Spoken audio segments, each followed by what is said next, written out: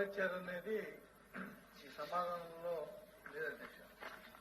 అంటే ప్రభుత్వం ఇచ్చినా, ప్రభుత్వం తరఫునిచ్చినా, లేదంటే పబ్లిక్ సెక్టర్ తరఫునిచ్చినా, ఏదిచ్చినా అది ప్రభుత్వం ఇచ్చినట్లే భావించాలి అధ్యక్ష. ఎందుకంటే అండర్టేకింగ్స్ అన్ని కూడా ప్రభుత్వం కంట్రోల్లో ఉంటాయి. ఆ సమాచారం ఒకటి ముందు ఇవ్వాలి అధ్యక్ష.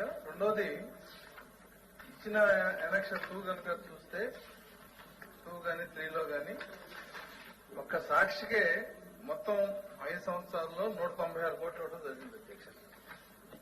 అంటే 5 సంవత్సరాల్లో 859 కోట్లు ఖర్చు పెట్టి సాక్షికి ఐఎన్పిఆర్ ద్వారా 196 కోట్లు ఇచ్చినట్టుగా మరి సమాధానం ఉంది అధ్యక్ష. అయితే మాకున్న సమాచారం అయితే సాక్షికి మొత్తం ఏదైనా కానీ వాళ్ళ హయాంలో 400 కోట్లు ఇచ్చారు అధ్యక్ష.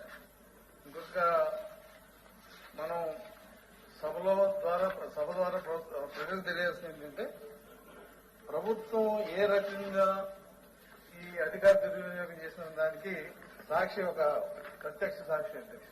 అందుకే బహుశా ఆ పేరు కూడా పెట్టారు. ఎందుకంటే ఈ రాష్ట్రంలో ఉన్న వాలంటీర్లు అలాగే సచివాలయాన్ని కూడా ఒక న్యూస్ పేపర్ తీసుకోవాలని చెప్పి ప్రభుత్వం జీవో ఇచ్చింది అధ్యక్ష. ఆ న్యూస్ పేపర్ కావాల్సిన కండిషన్స్ కూడా సాక్షి తప్ప ఎవరు అప్లై కావు.